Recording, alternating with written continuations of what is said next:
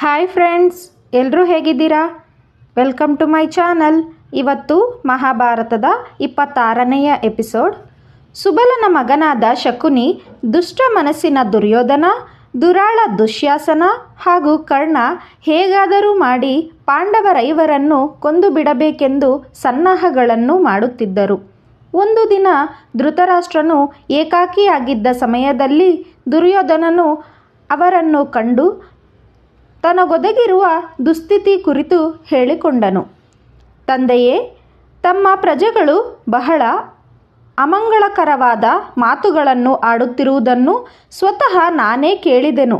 ಪ್ರಜೆಗಳು ನಿನ್ನನ್ನು ಹಾಗೂ ಭೀಷ್ಮನನ್ನು ಅಲಕ್ಷಿಸಿ ಹೋಗಿ ಪಾಂಡು ಪುತ್ರನಾದ ಯುಧಿಷ್ಠಿರನನ್ನು ರಾಜನನ್ನಾಗಿ ಮಾಡಿಕೊಳ್ಳಲು ಅಪೇಕ್ಷಿಸುತ್ತಿದ್ದಾರೆ.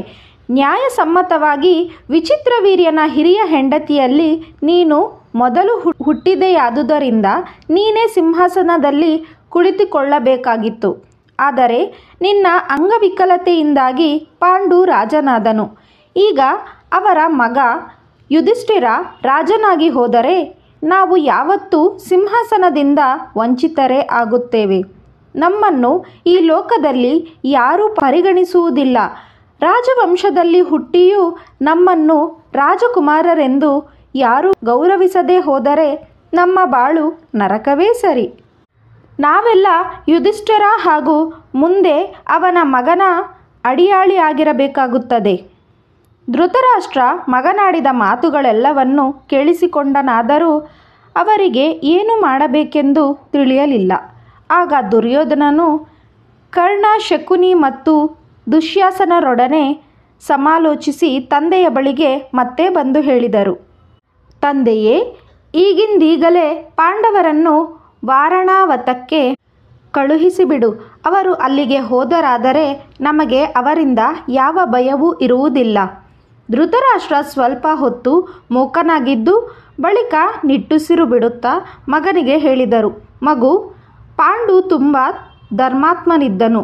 ತನ್ನ ಬಂಧುಗಳನ್ನು, ಅದರಲ್ಲೂ ವಿಶೇಷವಾಗಿ ನನ್ನನ್ನು ಬಹಳ ಅಕ್ಕರೆಯಿಂದ ನೋಡಿಕೊಳ್ಳುತ್ತಿದ್ದನು.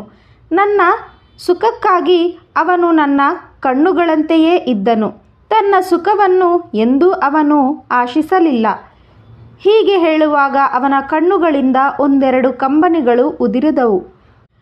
ಕಣ್ಣೀರು ಒರೆಸಿಕೊಂಡು ಧೃತರಾಷ್ಟ್ರ ಮತ್ತೆ ಹೇಳಿದನು. ಅವನ ಮಗ ಯುಧಿಷ್ಠಿರ ತಂದೆಯಂತೆಯೇ ಸಚರಿತ್ರನೂ ಧರ್ಮನಿಷ್ಠನೂ ಆಗಿರುವನು. ಪ್ರಜೆಗಳೆಲ್ಲರ ಪ್ರೀತಿಗೂ ಪಾತ್ರನಾಗಿರುವನು. ಹೀಗಿರುವಾಗ ನಾವು ಪಾಂಡವರನ್ನು ದೇಶಭ್ರಷ್ಟರನ್ನಾಗಿ ಮಾಡಲು ಸಾಧ್ಯವೇ? ಅಮಾತ್ಯರನ್ನು ಮತ್ತು ಸೇನಾಪತಿ ಮೊದಲಾದ ಅಧಿಕಾರಿಗಳನ್ನು ಪಾಂಡುವೇ ನೇಮಿಸಿ ಅವರೆಲ್ಲರನ್ನೂ ಅಕ್ಕರೆಯಿಂದ ಕಾಪಾಡುತ್ತಿದ್ದನು. ಪ್ರಜೆಗಳಿಗೆ ಯುಧಿಷ್ಠಿರನ ಮೇಲೆ ಅಪಾರ ಪ್ರೀತಿ ಇದೆ. ನಾವು ಪಾಂಡವರಿಗೆ ತೊಂದರೆ ಕೊಟ್ಟರೆ ಅವರೆಲ್ಲರೂ ಸೇರಿ ನಮ್ಮನ್ನು ಜೀವಸಹಿತ ಉಳಿಸುವರೇ? ತಂದೆಯೇ, ನೀನು ಹೇಳುವುದೆಲ್ಲ ನಿಜ.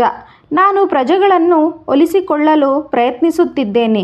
ಜನಕ್ಕೆ ನಾವು ಹಣವನ್ನು ಕೊಡುವುದರಿಂದ ಅವರು ನಮ್ಮನ್ನು ಸಮರ್ಥರೆಂದು ಭಾವಿಸಿ ನಮ್ಮ ಪರವಾಗಿ ಇರುತ್ತಾರೆ. ನಾನೀಗಾಗಲೇ ಬೊಕ್ಕಸದ ಅಧಿಕಾರಿಗಳಲ್ಲಿ ಮಾತನಾಡಿದ್ದೇನೆ. ಹಣ ಕೊಡುವುದಾಗುತ್ತದೆ. ನೀನು ತಡ ಮಾಡದೆ ಯಾವುದಾದರೂ ನೆಪ ಮಾಡಿ ಪಾಂಡವರನ್ನು ವಾರಣಾವತ ನಗರಕ್ಕೆ ಕಳುಹಿಸು. ಸಾಮ್ರಾಜ್ಯವು ನನ್ನ ಕೈವಶವಾದ ಬಳಿಕ ಕುಂತಿ ಹಾಗೂ ಅವಳ ಮಕ್ಕಳು ಹಿಂತಿರುಗಲಿ. ದುರ್ಯೋಧನನ ಮಾತುಗಳನ್ನು ಕೇಳಿದ ಧೃತರಾಷ್ಟ್ರ ಪಾಂಡವರನ್ನು ದೇಶಭ್ರಷ್ಟರನ್ನಾಗಿ ಮಾಡಲು ಸುತರಾಂ ಒಪ್ಪಲಿಲ್ಲ. ಅದು ಪಾಪ ಕಾರ್ಯವೆಂಬುದನ್ನು ಅವರು ಚೆನ್ನಾಗಿ ಬಲ್ಲವರಾಗಿದ್ದರು. ಆದರೆ ದುರ್ಯೋಧನನು ಮೇಲಿಂದ ಮೇಲೆ ಧೃತರಾಷ್ಟ್ರನನ್ನು ಒತ್ತಾಯಿಸಿ, ತಂದೆಯೇ, ನನ್ನ ಅಭಿಪ್ರಾಯದಲ್ಲಿ ನನಗೆ ಭೀಷ್ಮ, ದ್ರೋಣ, ಅಶ್ವತ್ಥಾಮ ಈ ಮೂವರು ಯಾವುದೇ ಸಂದರ್ಭದಲ್ಲಿ ನೆರವಾಗುವರೆಂಬ ಭರವಸೆ ಇದೆ. ವಿದುರ ಪಾಂಡವ ಪಕ್ಷಪಾತಿ. ಒಂದು ವೇಳೆ ಅವರು ಅವರ ಕಡೆಗೆ ಹೋದರೂ ನಷ್ಟವಿಲ್ಲ. ರಾಜ್ಯವನ್ನು ನಿಭಾಯಿಸುವ ಸಾಮರ್ಥ್ಯ ನನಗಿದೆ. ಆದುದರಿಂದ ಪಾಂಡವರನ್ನು ವಾರಣಾವತಕ್ಕೆ ಕಳುಹಿಸಿ ನನ್ನನ್ನು ಸಂಕಟದಿಂದ ಪಾರು ಮಾಡು ಎಂದನು. ಪುತ್ರ ವ್ಯಾಮೋಹದಿಂದ ಧೃತರಾಷ್ಟ್ರ ಸಮ್ಮತಿಸಿದನು. ಎಷ್ಟೋ ಸಲ ಮನುಷ್ಯ ತಾನು ಮಾಡುತ್ತಿರುವುದು ತಪ್ಪು ಎಂದು ತಿಳಿದಿದ್ದರೂ ಹೆಂಡತಿ ಮಕ್ಕಳಿಗಾಗಿ ಮಾಡಬಾರದುದನ್ನು ಮಾಡುತ್ತಾನೆ. ದುರ್ಯೋಧನ ಪ್ರಜೆಗಳ ಒಲವು ಗಳಿಸಲು ಪ್ರಜೆಗಳ ನಾಯಕರಿಗೂ ರಾಷ್ಟ್ರದ ಅಧಿಕಾರಿಗಳಿಗೂ ಅಪಾರ ಹಣವನ್ನು ಕೊಡಲು ಉಪಕ್ರಮಿಸಿದನು. ಧೃತರಾಷ್ಟ್ರನು ಪಾಂಡವರನ್ನು ವಾರಣಾವತಕ್ಕೆ ಕಳುಹಿಸಲು ಸಮಯ ಕಾಯುತ್ತಿದ್ದನು. ಇದಕ್ಕೆ ಪೂರ್ವಭಾವಿಯಾಗಿ ಅವನ ಸಲಹೆಯಂತೆ ಮಂತ್ರಿಗಳು ಪಾಂಡವರನ್ನು ಕಂಡಾಗ ವಾರಣಾವತ ನಗರದ ವರ್ಣನೆ ಮಾಡಿ ಅಲ್ಲಿ ನಡೆಯಲಿರುವ ಹಲವು ದಿನಗಳ ಕಾಲದ ಉತ್ಸವ ಕುರಿತು ಮಾಹಿತಿ ನೀಡಿದರು. ಪಾಂಡವರಿಗೆ ವಾರಣಾವತದ ವರ್ಣನೆ ಕೇಳಿಯೇ ಅಲ್ಲಿಗೆ ಹೋಗಿ ಬರೋಣವೆನ್ನಿಸಿತು. ಇದೇ ಕಾಲಕ್ಕೆ ಧೃತರಾಷ್ಟ್ರನು ಸಭೆಯಲ್ಲಿ ಒಂದು ದಿನ ಅವರನ್ನು ಕಂಡಾಗ, ಮಕ್ಕಳೇ, ವಾರಣಾವತ ಎಂಬ ಸುಂದರ ನಗರ ಇರುವುದಂತೆ ನನಗಂತೂ ನೋಡುವ ಭಾಗ್ಯವಿಲ್ಲ. ನೀವು ಅಲ್ಲಿಗೆ ಹೋಗಿ ಅಲ್ಲಿ ನಡೆಯುವ ಉತ್ಸವಾದಿಗಳನ್ನು ಕೆಲ ಕಾಲ ಇದ್ದು ನೋಡಿ ಬನ್ನಿ. ನಿಮಗೂ ಸ್ವಲ್ಪ ಕಾಲ ಅಲ್ಲಿ ಒಳ್ಳೆ ಮನೋರಂಜನೆ ಸಿಗುತ್ತದೆ ಎಂದು ಹೇಳಿದನು. ಆದರೆ ಧೃತರಾಷ್ಟ್ರನು ಆಡಿದ ಮಾತುಗಳು ತೋರಿಕೆಯಾಗಿದ್ದುದನ್ನು ಯುಧಿಷ್ಠಿರನು ಗಮನಿಸಿದನು. ಆದರೆ ಹೇಳಿದುದು ದೊಡ್ಡಪ್ಪ. ಶಿರಸಾವಹಿಸಿ ಅವರ ಮಾತು ಪಾಲಿಸಬೇಕೆಂದು ಯುಧಿಷ್ಠಿರನು ವಾರಣಾವತಕ್ಕೆ ತಮ್ಮಂದಿರೊಡನೆ ತಾಯಿಯೊಡನೆ ಹೋಗಲು ನಿಶ್ಚಯಿಸಿದನು. ದೊಡ್ಡಪ್ಪನಿಗೆ ಅದನ್ನು ತಿಳಿಸಿ ಸಭೆಯಲ್ಲಿ ಕುಳಿತಿದ್ದ ಭೀಷ್ಮಾದಿ ಹಿರಿಯರೆಲ್ಲರ ಆಶೀರ್ವಾದ ಕೋರಿದನು.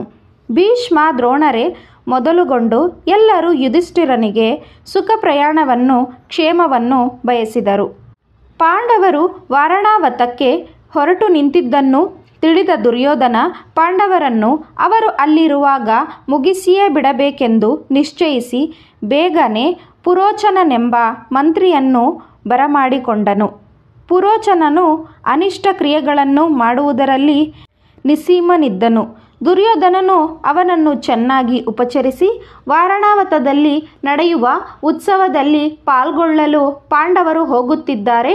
ನೀನು ಅವರು ತಲುಪುವ ಮೊದಲೇ ಅಲ್ಲಿಗೆ ಹೋಗಿ ನಗರದ ಸಮೀಪದಲ್ಲಿ ಅರಗು, ಸೆಣಬು, ನಾರು ಮೊದಲಾದ ಬೇಗನೆ ಹೊತ್ತಿಕೊಂಡು ಉರಿಯುವ ಪದಾರ್ಥಗಳನ್ನು ಬಳಸಿ ಒಂದು ಅರಮನೆಯನ್ನು ನಿರ್ಮಿಸು. ಆ ರಾಜಭವನದ ಗೋಡೆಯನ್ನು ತುಪ್ಪ, ಎಣ್ಣೆ, ಕೊಬ್ಬು, ಅರಗಿನೆಣ್ಣೆ ಮೊದಲಾದವುಗಳಿಂದ ಮಾಡಿಸು. ಜೋಪಾನ ಇವುಗಳೆಲ್ಲವನ್ನು ಯಥೇಚ್ಛವಾಗಿ, ಆದರೆ ಯಾರ ಕಣ್ಣಿಗೂ ಬೀಳದಂತೆ ಬಳಸಬೇಕು. ಮೊದಲು ಯುಧಿಷ್ಠಿರಾದಿಗಳನ್ನು ತಾತ್ಕಾಲಿಕವಾಗಿ ಒಂದೇ ಮನೆಯಲ್ಲಿರಿಸಿ ಈ ಮನೆ ಕಟ್ಟಿಯಾದ ಮೇಲೆ ಅವರೆಲ್ಲರನ್ನೂ ಅಲ್ಲಿ ವಾಸಿಸಲು ಆಹ್ವಾನಿಸು. ಮಲಗಲು ವಿಶ್ರಾಂತಿಗಾಗಿ ಒಳ್ಳೊಳ್ಳೆ ಪೀಠೋಪಕರಣಗಳನ್ನು ಒದಗಿಸು. ಸರಿಯಾದ ಸಮಯ ನೋಡಿ ಅವರೆಲ್ಲ ನಿಶ್ಚಿಂತೆಯಿಂದ ಮಲಗಿ ನಿದ್ರಿಸುತ್ತಿರುವಾಗ ಭವನದ ಬಾಗಿಲ ಕಡೆಯಿಂದ ಬೆಂಕಿ ಇಟ್ಟುಬಿಡು. ಪ್ರಜೆಗಳು ಎಲ್ಲೋ ಆಕಸ್ಮಿಕವಾಗಿ ಅರಮನೆಗೆ ಬೆಂಕಿ ಬಿದ್ದು ಪಾಂಡವರು ಬೂದಿಯಾಗಿ ಹೋದರು ಎಂದು ಭಾವಿಸುವರು. ಸರಿಯೇ ಪುರೋಚನ, ನಡಿ ನಡಿ, ಬೇಗ ಹೊರಡು ಎಂದು ಹೇಳಿದನು. ದುರ್ಯೋಧನನ ಸೂಚನೆಗಳನ್ನೆಲ್ಲ ಕೇಳಿ ಪುರೋಚನ ವಾರಣಾವತಕ್ಕೆ ಹೋಗಿ ಅವನ ಅಣತಿಯನ್ನು ಚಾಚೂ ತಪ್ಪದೆ ನೆರವೇರಿಸಿದನು. ಪಾಂಡವರು ಹಿರಿಯರೆಲ್ಲರೂ ನಮಸ್ಕರಿಸಿ ವಾರಣಾವತಕ್ಕೆ ಪ್ರಯಾಣ ಬೆಳೆಸಿದರು. ಅವರು ಹಾಗೆ ಹೋಗುತ್ತಿದ್ದುದು ಕಂಡು ಪುರ ಜನರು ಅವರನ್ನು ಬಿಟ್ಟಿರಲಾಗದೆ ತಾವು ಯುಧಿಷ್ಠಿರನ ಹಿಂದೆಯೇ ಹೊರಟರು. ಯುಧಿಷ್ಠಿರನು ಅವರೆಲ್ಲರನ್ನೂ ಉದ್ದೇಶಿಸಿ, ಪ್ರಜೆಗಳೇ, ನಾನು ನನ್ನ ತಂದೆಯೂ ಹಿರಿಯನೂ ಆಗಿರುವ ಧೃತರಾಷ್ಟ್ರನ ಆಜ್ಞಾಪಾಲಕನಾಗಿ ಹೋಗುತ್ತಿದ್ದೇನೆ. ನೀವೆಲ್ಲ ನಮ್ಮನ್ನು ಆಶೀರ್ವದಿಸಿ ಕಳುಹಿಸಿಕೊಡಿ ಎಂದು ಕೇಳಿಕೊಂಡನು. ಆಗ ನಾಗರಿಕರು ಹೃತ್ಪೂರ್ವಕವಾಗಿ ಪಾಂಡವರನ್ನು ಆಶೀರ್ವದಿಸಿ ತಮ್ಮ ಗೃಹಗಳಿಗೆ ತೆರಳಿದರು. ವಿದುರ ಮಾತ್ರ ಯುಧಿಷ್ಠಿರನೊಡನೆ ಸ್ವಲ್ಪ ಕಾಲ ಇದ್ದು ಅವನಿಗೆ ಕೆಲವು ಹಿತೋಕ್ತಿಗಳನ್ನು ಹೇಳಿದನು. ಮನುಷ್ಯರನ್ನು ಕೊಲ್ಲಲು ಲೋಹ ಸಂಬಂಧವಾದ ಶಸ್ತ್ರಗಳಷ್ಟೇ ಕಾರಣವಲ್ಲ, ಲೋಹದಿಂದ ಮಾಡದಿರುವ ನಿಶ್ಚಿತವಾದ ಶಸ್ತ್ರವೂ ಒಂದಿದೆ. ಅದು ಸಹ ಮನುಷ್ಯನ ಶರೀರವನ್ನು ಭಗ್ನಗೊಳಿಸುತ್ತದೆ. ಇದು ತಿಳಿದವನಿಗೆ ಶತ್ರುಗಳು ಪ್ರಯೋಗಿಸುವ ಈ ಅಲೋಹ ಶಸ್ತ್ರವು ತೊಂದರೆ ಉಂಟು ಮಾಡುವುದಿಲ್ಲ. ಒಣಹುಲ್ಲು ಮತ್ತು ಪೊದೆಗಳನ್ನು ಧ್ವಂಸ ಮಾಡುವವನು, ಶೀತವನ್ನು ಹೋಗಲಾಡಿಸುವವನು ಆದ ಅಗ್ನಿಯು ಮಹಾರಣ್ಯವನ್ನೇ ಸಂಪೂರ್ಣವಾಗಿ ಸುಟ್ಟರೂ ಅರಣ್ಯದ ಬಿಲದಲ್ಲಿರುವ ಹಾವನ್ನು ಸುಡಲಾರನು. ಇದು ತಿಳಿದವನು ತನ್ನನ್ನು ರಕ್ಷಿಸಿಕೊಳ್ಳುತ್ತಾನೆಯೋ ಅವನು ಬದುಕಿಕೊಳ್ಳುತ್ತಾನೆ.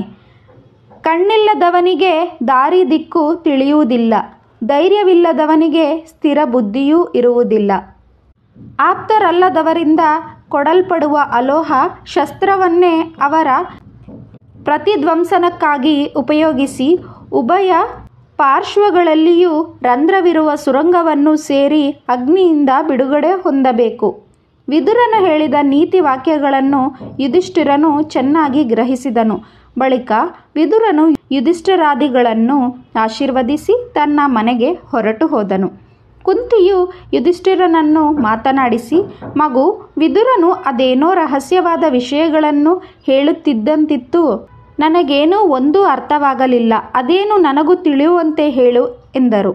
ಆಗ ಯುಧಿಷ್ಠಿರ, ಅಮ್ಮ, ವಿದುರ ಬೆಂಕಿ ಮತ್ತು ವಿಷದಿಂದ ಎಚ್ಚರವಾಗಿರು. ಅದರಿಂದ ಪಾರಾಗಲು ದಾರಿಯೂ ನಿನಗೆ ತಿಳಿಯದೇ ಇಲ್ಲವೆಂದು ಯಾರು ತಮ್ಮ ಇಂದ್ರಿಯಗಳನ್ನು ಅಧೀನದಲ್ಲಿಟ್ಟುಕೊಳ್ಳುವವನೋ ಅವರು ಅಖಂಡ ಚಕ್ರಾಧಿಪತ್ಯಕ್ಕೆ ಚಕ್ರವರ್ತಿಗಳಾಗಲು ಅರ್ಹರಾಗುವರೆಂದು ಹೇಳಿದರು. ನಾನು ಅರ್ಥವಾಯಿತೆಂದು ಹೇಳಿದೆ ಎಂದು ಹೇಳಿದನು.